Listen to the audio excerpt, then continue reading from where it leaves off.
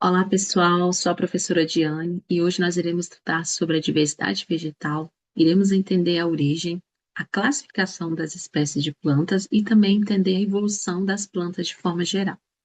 Então, vamos lá. Como vocês podem ver nessa imagem, agora, nós temos uma grande diversidade de espécies de plantas no nosso planeta, que diferenciam entre elas, né, de acordo com o tamanho, com a presença de frutos, sementes. Então, tem algumas plantas que apresentam, por exemplo, que não apresentam raízes, outras já apresentam, outras não apresentam sementes. Então, a gente pode perceber que existe uma grande variedade de plantas. E também entender, a gente vai entender nessa aula a diversidade dessas plantas, as características que diferenciam entre esses principais grupos, e também entender a evolução das plantas de forma geral. Bom, as plantas são organismos eucariontes e pluricelulares. Essas são duas características fundamentais do reino vegetal. A primeira característica é que as plantas são eucariontes, ou seja, suas células possuem um núcleo verdadeiro, delimitado por uma membrana chamada carioteca. Além do núcleo também, elas apresentam diversas organelas, como cloroplastos, responsável pela fotossíntese, e também os vacúolos, que armazenam água e outras substâncias. A segunda característica é que as plantas são pluricelulares, ou seja, são formadas por muitas células. Essas células trabalham de forma organizada, formando tecidos, órgãos, como raízes, caules, folhas, flores e frutos, e sistemas que desempenham funções específicas. As plantas, elas são seres autótrofos fotossintetizantes. O que que isso significa? É que elas conseguem produzir o seu próprio alimento por meio do quê? Da fotossíntese. Então, na fotossíntese, as plantas utilizam a água absorvida pelas raízes, utilizam o gás carbônico pelo ar e a energia solar captada pela clorofila. Então, com esses elementos, as plantas vão produzir glicose, que é o seu alimento, e vão liberar oxigênio para a atmosfera. Uma característica muito importante, né, das plantas é que as suas células possuem também uma parede celular formada principalmente por celulose. Então, essa parede fica localizada externamente à membrana plasmática e desempenha muitas funções, como dar sustentação à planta, proteger as células, manter a forma celular, entre outros. Então, é importante destacar também que a composição da parede celular varia entre os diferentes grupos dos seres vivos, como, por exemplo, as bactérias apresentam parede celular de peptidoglicano, né, e também os fungos apresentam parede celular de quitina, as algas também, a sua maioria apresenta parede celular de celulose, embora alguns outros organismos também apresentam, como a sílica, né, de atomáceas, ou alginatos também, que apresentam outros componentes. Então, nós vamos visualizar aqui nessa imagem a célula, né, como é que é essa célula das plantas. Então, uma característica das plantas é a presença do pigmento chamado clorofila A e clorofila B. Então, a clorofila é um pigmento verde que vai ser responsável pela absorção de luz durante a fotossíntese e fica localizada especificamente nas membranas dos tilacoides, né? Essas membranas são estruturas em forma de pequenas moedas, vocês podem ver aqui no próximos slides, parece moedas empilhadas. Essas moedas empilhadas, elas são encontradas no interior do cloroplastos. A clorofila também absorve a energia do sol, a energia solar, né, da luz solar, e vai permitir que a planta produza seu próprio alimento, liberando, então, oxigênio para a atmosfera. Então, a clorofila A é o principal pigmento da fotossíntese, enquanto que a clorofila B é um pigmento acessório que vai auxiliar na captação de luz. Então, vamos aqui observar a estrutura do cloroplasto, como vocês podem perceber, que são essas organelas presentes apenas em células de plantas e algas, na região que ficam iluminadas, possuem cor verde, né, devido à presença de clorofila, e são responsáveis pela realização da fotossíntese. Pode ter formas e tamanhos diferentes, além também da célula pode haver apenas uma ou uma grande quantidade deles. Isso varia de acordo, então, com o tipo de planta. Então, são organelas presentes nas plantas, né, que ficam nas regiões iluminadas. Temos aqui a imagem do cloroplastos, né, representando aqui a parede celular, que vocês podem ver a delimitação aqui, e o cloroplasto, que fica no interior aqui da parede celular, nessa parte interior. Então, é uma imagem de microscópio. A segunda característica e muito importante das plantas é que elas são chamadas de embriófitas. Vocês vão ouvir muito essa palavra aqui.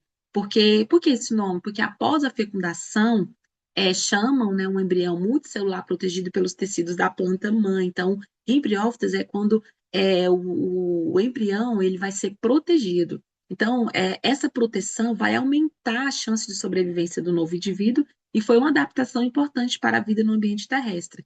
Então, o que que acontece? Primeiro, tem o momento da fecundação, então o espermatozoide chega ao arquegônio e fecunda a osfera, formando o zigoto, que é a primeira célula de novo indivíduo.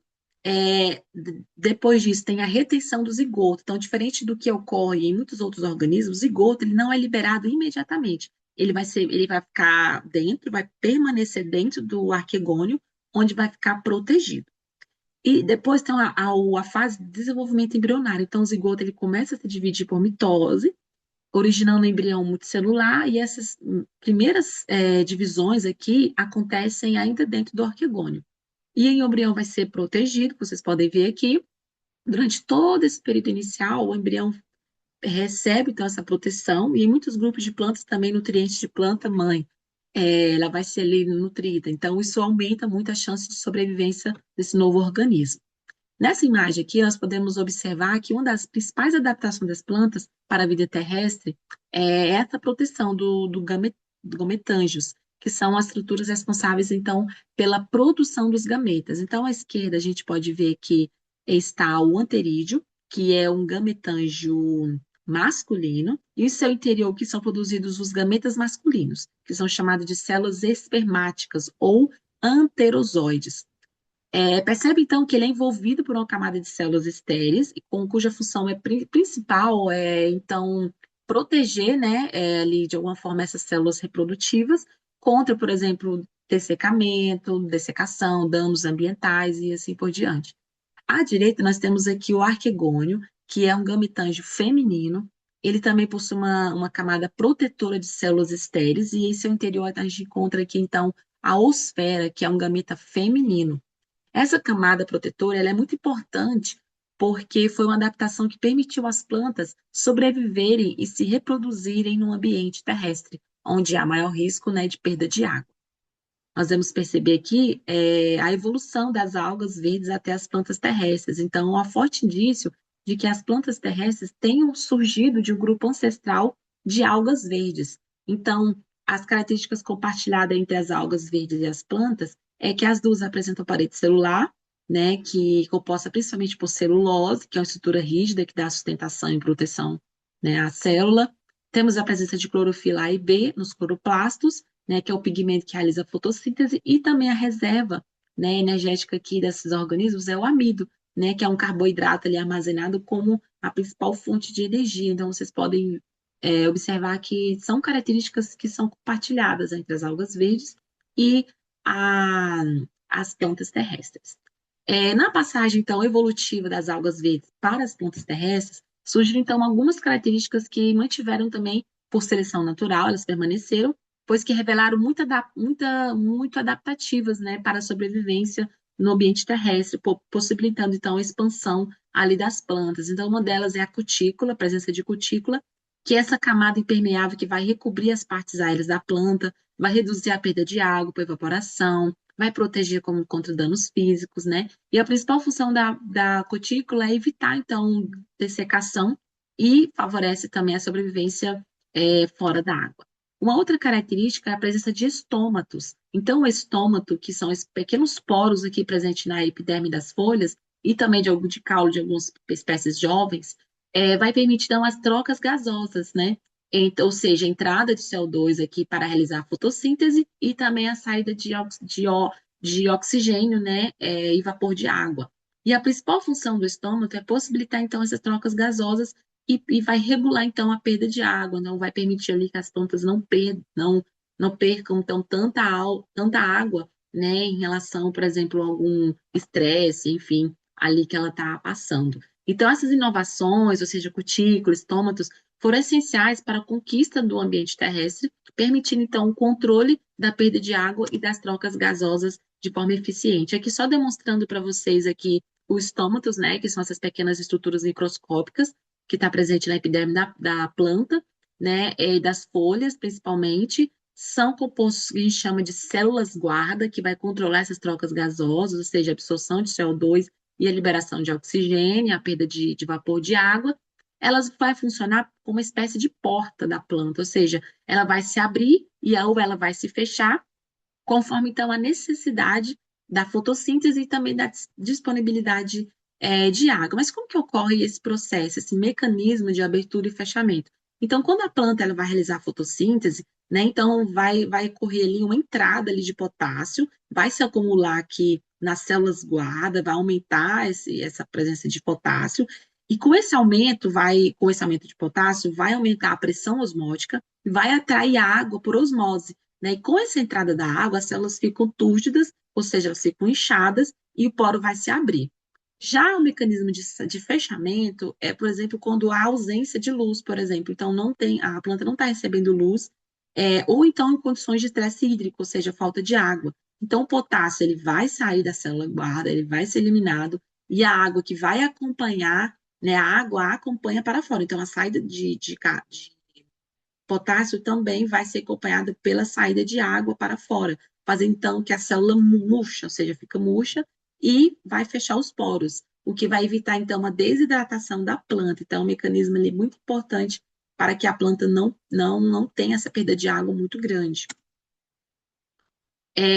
Além disso, tem uma característica muito importante para o reino vegetal, é a alternância de gerações. Então, as plantas apresentam um ciclo de vida chamado alternância de gerações, ou a gente pode chamar de metagênese. Isso significa que elas vão alternar entre duas fases multicelulares, uma que produz gametas e então a outra que vai produzir esporos. Então, a primeira fase é o gametófito. Esse gametófito ele vai ser haploide, ou seja, metade do número de cromossomos, no Nzinho, possui apenas o conjunto de cromossomos, sua função é produzir os gametas, ou seja, o espermatozoide e osfera, por mitose, então ela vai fazer várias mitoses e vai produzir ali os gametas, né, já que ele já é haploide.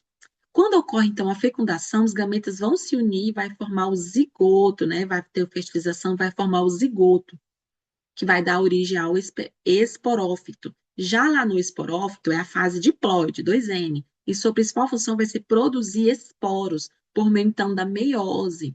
E esses esporos são haploides e, ao germinar, então, vai originar novos gametófitos. Então, é um ciclo, né? Por isso que tem uma fase que é haploide e uma fase diploide. Então, por isso que a gente chama de alternância de gerações.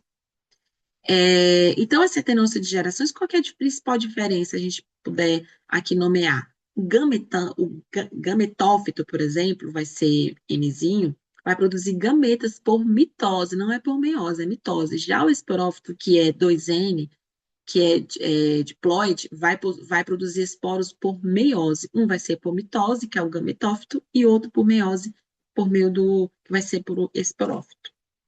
Então, a água, estamos aqui a representação simplificada do processo de introdução da vegetal, e nós podemos observar aqui que a água, por exemplo, ela vai ser absorvida do solo através das raízes das plantas, juntamente com sais minerais, né, que vão deixar ali o alimento mais rico em nutrientes. Essa mistura de água e sais minerais vai ser chamada de seiva bruta. Então, a seiva bruta é transportada da raiz até as folhas da planta por vasos condutores chamados de xilemas.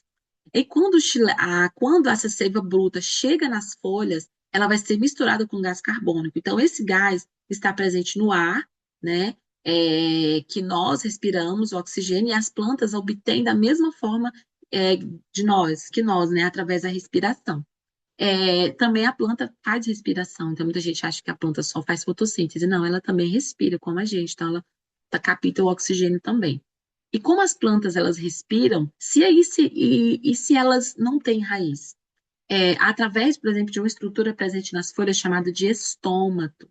Então, também é na folha que essa seiva se mistura com a luz do sol. Então, a luz é absorvida pela planta através da folha, que possui, então, um pigmento chamado de clorofila. Então, ele que vai captar essa luz solar ali, né, que vai ali fazer com que esse pigmento dá, então, a cor verde às folhas, mas também ele é responsável por captar a luz do sol. Então, vamos entender um pouco sobre essa questão da seiva elaborada e a seiva bruta, né? Então, essa característica, né, das plantas vasculares, então, essa presença desses dois tipos de seiva, a bruta e elaborada, que vão ser transportadas por tecidos especializados, são chamadas de xilema e floema. Então, vamos lá. As plantas, como a gente pode entender um pouco esse processo? As plantas, elas transportam principalmente água, sais minerais e nutrientes orgânicos através de tecidos vasculares, né?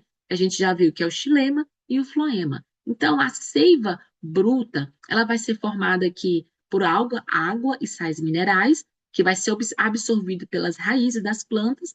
Ela é transportada pelo xilema, setinha para cima, em direção às folhas, onde esses recursos serão utilizados na fotossíntese aqui pela folha.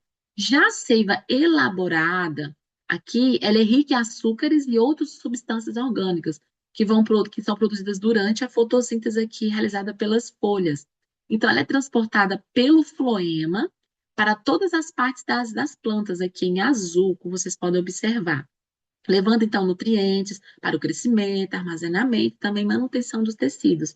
Então, vocês podem ver aqui a imagem ao lado, né? Temos aqui a planta absorvendo aqui a água na seiva bruta, que sais minerais, esse componente, né, essa seiva bruta, esses materiais vão ser levados pelo xilema lá para as folhas, né? Então, o xilema vai levar a seiva bruta, lá nas folhas vai ter o processo de fotossíntese, e essa seiva bruta vai ganhar açúcares e nas folhas de glicose e nas folhas e vai virar seiva elaborada. E depois ela vai descer, essa seiva elaborada desce pelo floema, que vai ficar na superfície do caule, levando então o alimento para todas as partes da árvore. Então, é como se fosse um ciclo, né?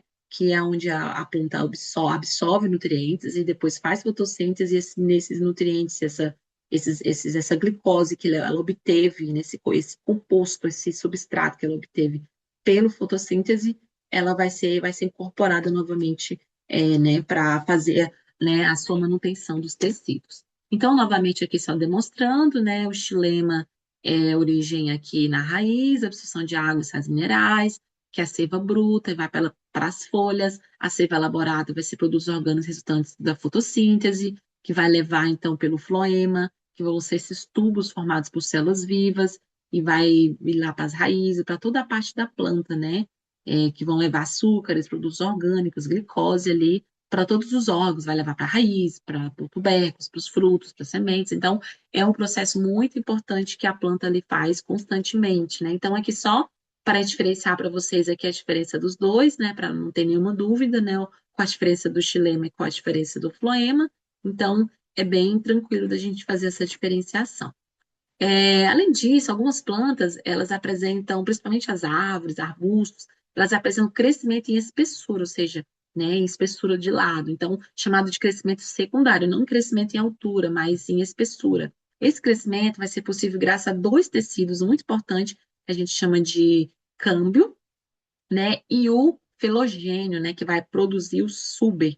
Então, vamos falar do câmbio, né, que é essa camada bem aqui que a gente pode ver em verde. O câmbio vascular é um tecido meristemático, né, ou seja, ele vai ser formado por células que se dividem constantemente. Sua função é produzir novos tecidos condutores. Então, ela vai produzir o quê? Xilema secundário, para o lado de dentro da madeira e vai produzir floema secundário para o lado de fora, ou seja, da casca interna, que a gente pode ver aqui o floema aqui, e aqui a gente pode ver o xilema. Então, o câmbio vai ter essa função de produzir o xilema para dentro e o floema mais para a parte externa, né? Então, o câmbio faz a planta crescer, ou seja, em diâmetro. Já o suber, que a gente pode ver essa parte de fora, é como se fosse essa cortiça mesmo, é um tecido de proteção, né, produzido pelo felogênio.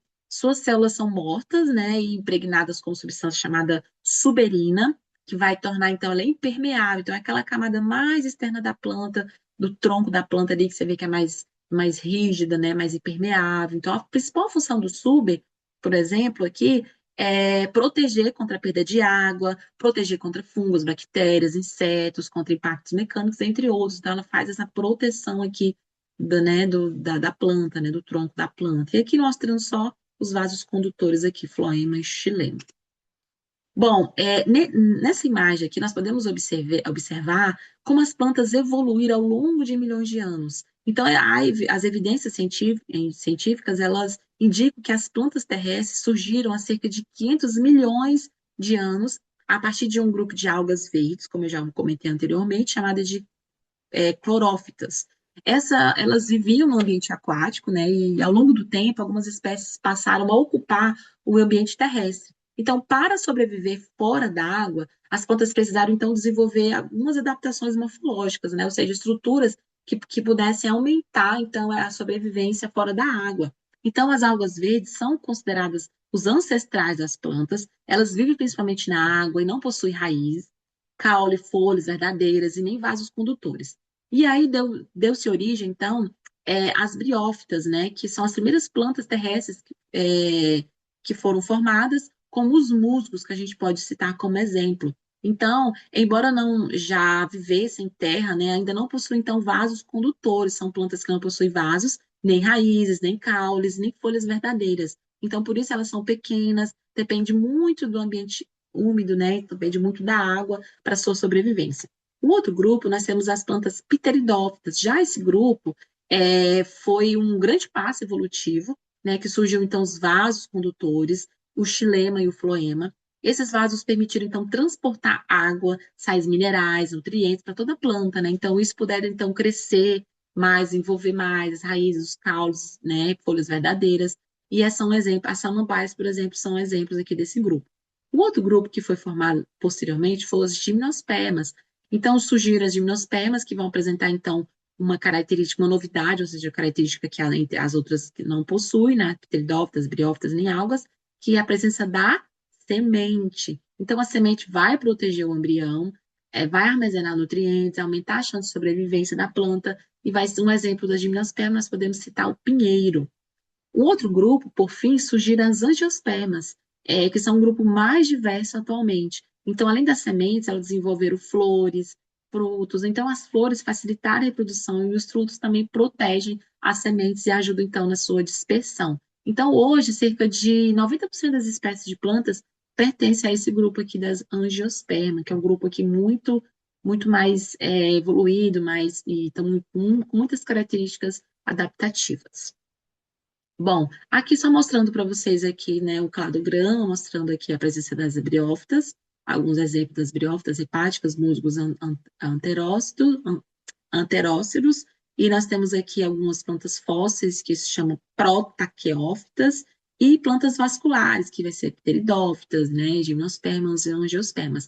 E, claro, como a gente estudou no cladograma, antes a gente tem as características compartilhadas aqui, ancestral comum, e aqui temos características como se fosse uma novidade evolutiva, né? Aqui, onde surgiu, né, uma característica que se deu origem a novos organismos, né? Então, por exemplo, a presença de estômatos, esperófito persistente, o esperófito aqui independente e a tecido vascular, né, com traqueídeos, então, para plantas vasculares.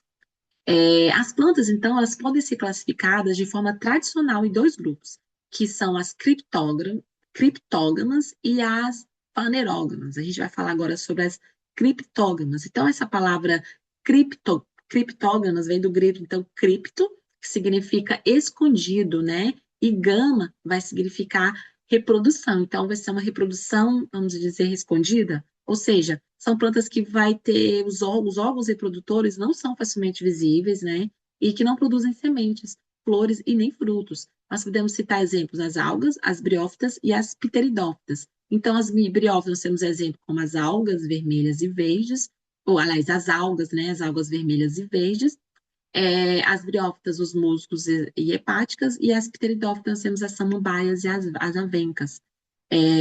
Então, dois grandes grupos, né, importantes aqui, briófitas e pteridófitas. As algas não estão tão classificadas, alguns autores não classificam como criptógamas, mas principalmente nós podemos citar aqui as briófitas e pteridófitas, que são vegetais inferiores, não? Então, as briófitas, com musgos hepáticos, não possuem vasos condutores, não tem raiz, não tem caule, não tem folhas verdadeiras, depende do ambiente úmido para sobreviver.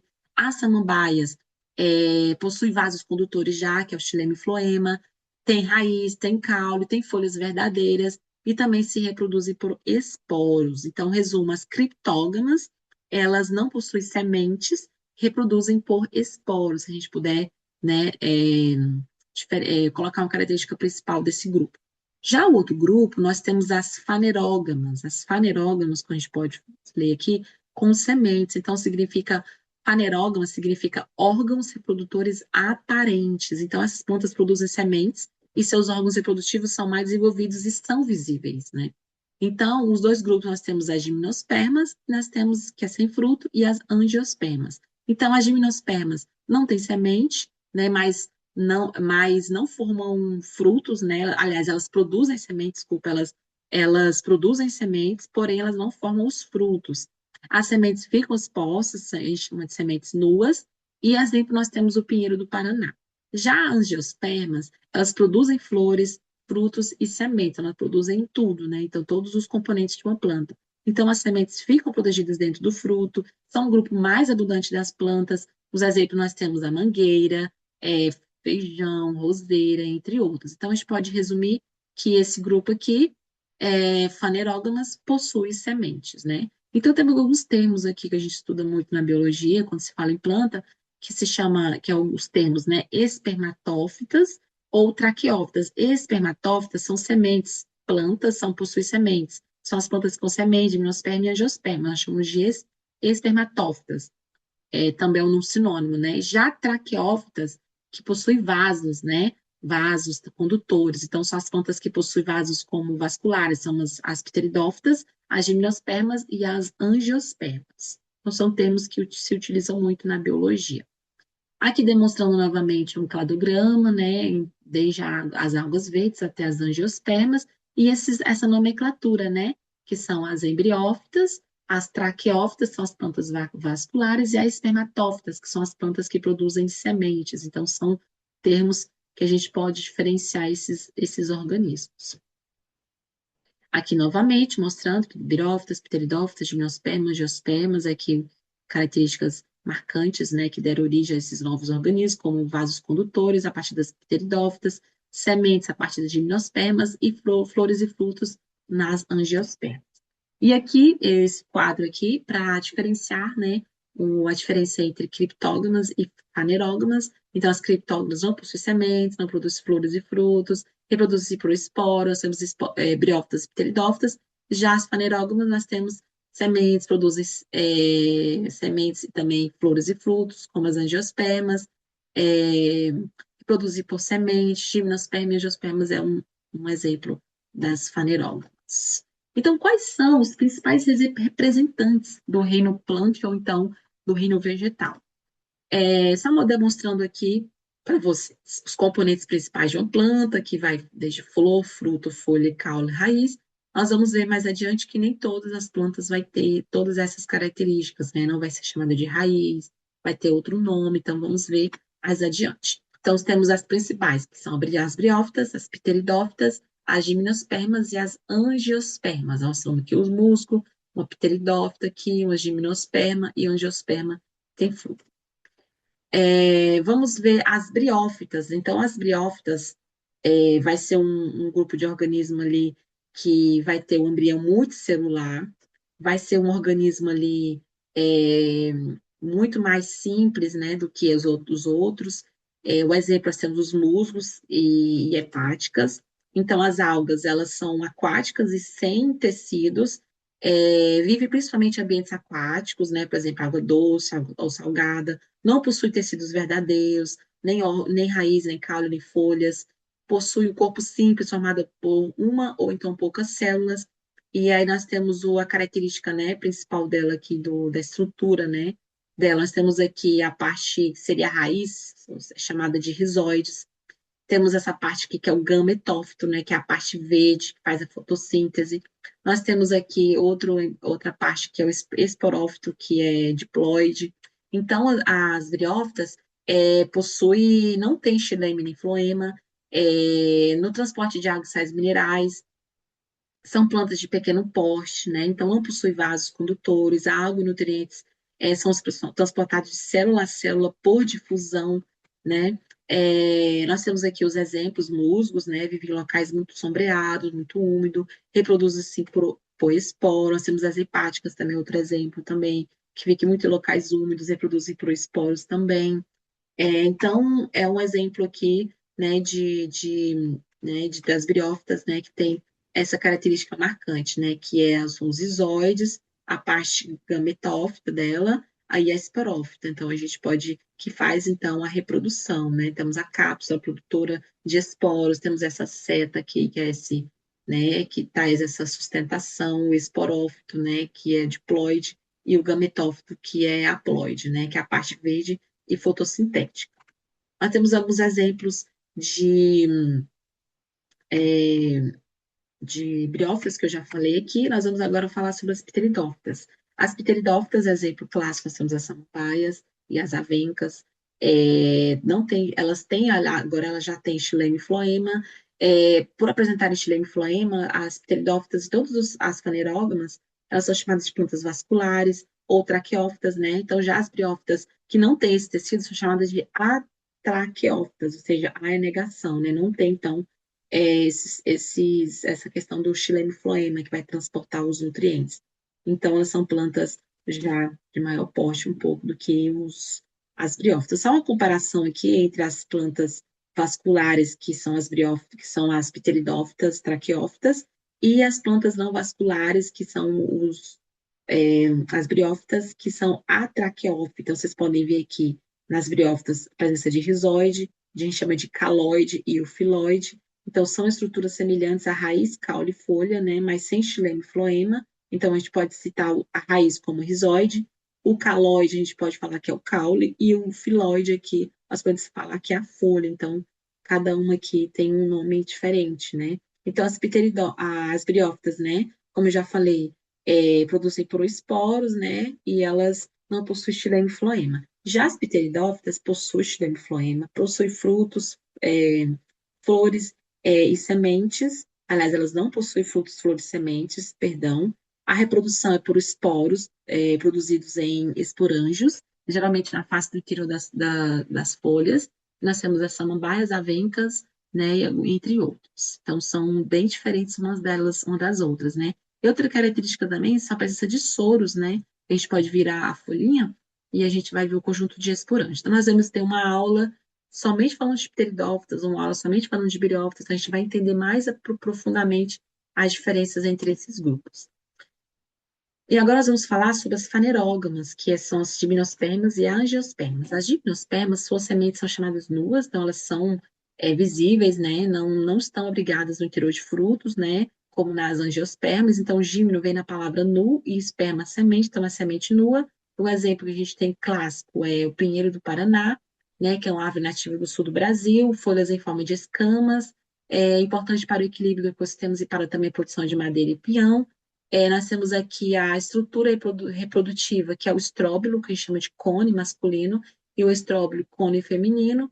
O estróbilo masculino produz grão de pólen, e o estróbilo feminino, após a fecundação, essa semente se desenvolve sobre as camadas do cone, desse cone, então, que vai dar origem, né, a outro organismo. Temos sementes nuas, então não estão protegidas por frutos, ficam expostas sob as escamas do cone, então podem ver aqui que a semente vai ser bem visível.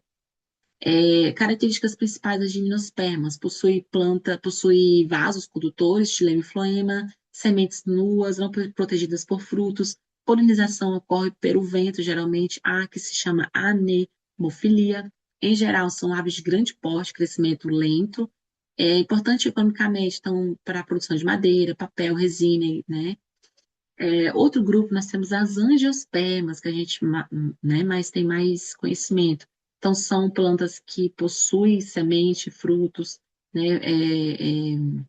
Temos aqui folhas, frutos, sementes, então, são exemplos a laranjeira, figueira, mangueira, entre outros. Então, a origem da palavra agênio, que significa vaso e esperma, semente. Então, agênio semente, né, dentro de vaso, condutores e semente, né, então abrigado ali pelo fruto.